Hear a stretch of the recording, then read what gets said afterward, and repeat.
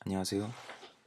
웹앱 3호 HTML5 캔버스 스터디회원 무좀 유저입니다. 즐거운 주말 저녁 되고 계신가요? 저희가 스터디를 진행을 하고 있는데요.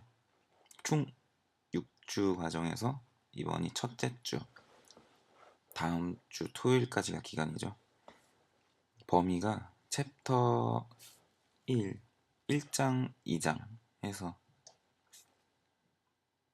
1장 HTML 캔버스 소개, 2장 캔버스의 그리기, 이렇게가 이제 요번 주 스터디의 범위예요. 그래서 좀 봤는데 하나부터 열까지 다 정리를 한 건 아니고요. 보다가 뭐 이해되네, 괜찮네, 요런 거는 그냥 넘겼고요. 요거는 조금 기억해둬야 되겠다. 요거 좀 생각 좀 해봐야 되는데, 요런 것들만 조금 정리를 해봤어요. 그래서 챕터 1 HTML 캔버스 소개부터 시작할게요. 큐. 캔버스란 뭘까요? 캔버스랑 HTML 문서 안에서 그래픽을 자유롭게 표현할 수 있게 도와주는 요소인데, 사실 이렇게 예제도 보고 뭐 다른 데서 좀 찾아보기도 했지만, 우리가 이제 코드를 쳐가면서 캔버스를 알아야 될 경우는 크게 많이 없는 것 같아요. 사실 캔버스는 그림이 그리기 위한 종이 말 그대로 캔버스일 뿐이지, 실제로 이제 코드를 치면서 알아야 되는 애들은 이제 캔버스가 갖고 있는 컨텍스트라는 객체를 많이 이용을 하더라고요. 그래서 나름 정의를 내리긴, 뭐 로우 레벨에 있어서 캔버스가 무슨 일을 하는지는 제가 자세히 모르겠지만, 일단 크게 하는 일은 없다라고 생각을 하고 있어요. 뭔 소리야? 그렇습니다. 캔버스는 그냥 종이일 뿐이다. 다음으로 캔버스 렌더링에 대해서 좀 조사를 해봤는데요. 책에 이거 바로 앞에 있어요. 펴자마자 26페이지 네 번째 줄부터 읽어볼게요. 즉시 모드는 캔버스가 화면 위에 픽셀을 그리는 한 가지 방법이다. 프로그래머가 자바스크립트의 캔버스 API로 코드를 만들면 HTML5 캔버스가 프레임마다 비트맵 화면을 다시 그린다.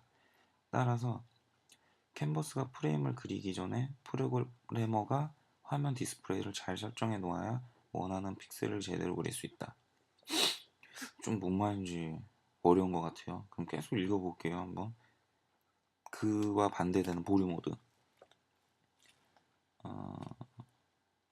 보류 모드에서는 화면에 그릴 오브젝트의 리스트는 그래픽 렌더러에 있으며, 코드 내에서 지정한 오브젝트의 특성, 예를 들어 X좌표, Y좌표, 투명도 이런 것들에 따라 오브젝트를 화면에 그린다.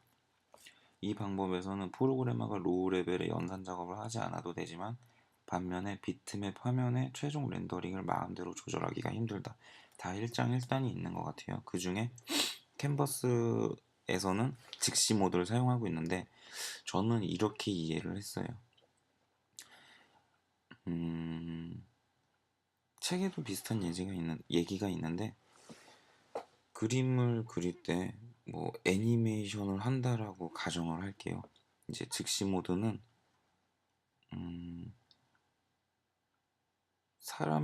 이미지 보시면 알겠지만, 사람이 걷는다고 했을 때 이제 사람을 그리고 그 사람 그림 자체가 어떤 객체로서 자기만의 속성을 갖고 있는 게 아니라, 얘는 그냥 그림일 뿐이야. 캔버스에 그냥 흡수가 돼버리는 거야. 그래서 다음 프레임에서 얘를 지우고 이제 걷는 애니메이션 그 중간에 이제 차이가 있는 그 그림들을 하나씩 채워가면서 이제 코드가 실행이 되면은 그것들이 빠르게 진행이 되면서 이제 애니메이션 효과가 날 수 있도록, 이런 거 이런 방법이 이제 자바스크립트 아니 뭐야 HTML5 캔버스가 화면을 그리는 방법이라고 저는 이해를 했고요. 이제 보류 모드는 여기 뭐 보면은 오브젝트의 특성 얘기가 나오는데 이제 그림에 대한 하나하나 이제 우측 그림 보시면 알파벳들 하나하나가 자기 이제 오브젝트로서 관리가 됨으로써 자기만의 속성을 갖고 있는 거죠. 예를 들어 G라는 알파벳을 애니메이션을 해보자. 쫙 끝까지 하면은 화면을 이제 종이를 넘기면서 화면을 이렇게 계속 다시 그리는 게 아니라 G가 갖고 있는 X좌표, Y좌표를 변경함으로써 그냥 객체를 이동시키는 이런 걸 보류 모드라고 전 책을 보고서 이해를 했는데 아직 확실하게 개념이 선 건 아니어가지고 이 부분에 대해서 좀 잘 아시는 분이 계시면은 좀 설명을 부탁드릴게요. 이런 게 스터디 아니겠습니까? 그렇습니다. 캔버스의 좌표 체계인데요. 뭐 우리가 뭐 중학교 때 이제 1434 보면 이렇게 있는 그래프에서는 좌에서 우로 x좌표의 값이 증가하는 거는 같은데 우리 중학교 때 그런 배웠던 그런 그림에서는 y좌표가 아래에서 위로 가야지 y좌표가 값이 증가를 하거든요. 근데 캔버스 좌표 체계는 y좌표가 좀 달라요. 위에서 아래로 이동할수록 y좌표의 값이 증가한다. 반대죠. 좌에서 우로, 위에서 아래로. 그래서 지원 브라우저는 뭐 다 된다고 봐야죠. i9 이상, 오페라 10 이상, 크롬 3.0 이상, 사파리 3.0, 파이어폭스 3.0 이상 다 거의 다 된다고 보면 되죠. 근데 이제 HTML5 이제 표준으로서 정의가 되면서 뭐 API들인지 이런 것들은 통일이 됐다고 하지만 이제 그거에 대한 구현을 각 브라우저 벤더들이 뭐 완벽히 똑같이 하진 않았을 거란 말이에요. 그래서 캔버스에서 이제 같은 코드를 돌린다, 캔버스를 이용해서 같은 코드를 돌린다고 했을 때 브라우저마다 퍼포먼스의 차이도 아마 앞으로 조금 생각해야 될 뭐 그런 이슈가 아닐까. 그런 거 좀 아니었으면 좋겠는데 아무튼 그런 것도 조금 고려해 봐야 될 것 같아요. 데모 사이트가 재밌는 게 있더라고요. 그래서 첫 번째 거 먼저 보시면은 많아요. 천재들이 만들었나. 보시면 뭐가 이거 이런 거 좀 재밌더라고요. 이게 지금 치고 있는 거거든요.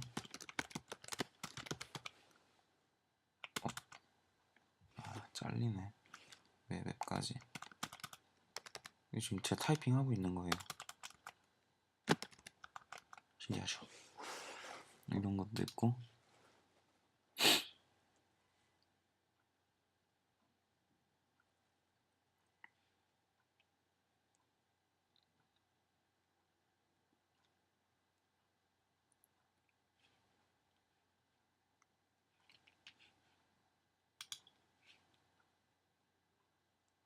오, 오, 오. 이게 키넥트를 이용해서 모션 감지를 했나봐요. 오,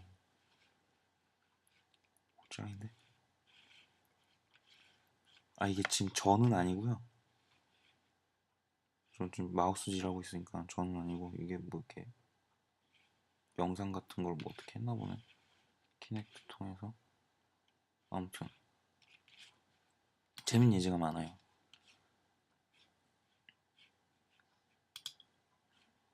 그래서 이 데모 사이트라지 또 다른 데모 사이트 이용해서 예제 보시면 재밌는 게 많이 있으니까 좀 참고해 보시는 것도 좋을 것 같고요. 캔버스를 어디에서 사용을 할까요? 제 생각엔 되게 여러 군데서 사용을 할 수 있을 것 같은데 그 중에 이제 게임 쪽, 게임 쪽이라든지 이제 어떤 데이터를 시각화시켜 줄 수 있는 어떤 차트 이런 것들, 또는 이제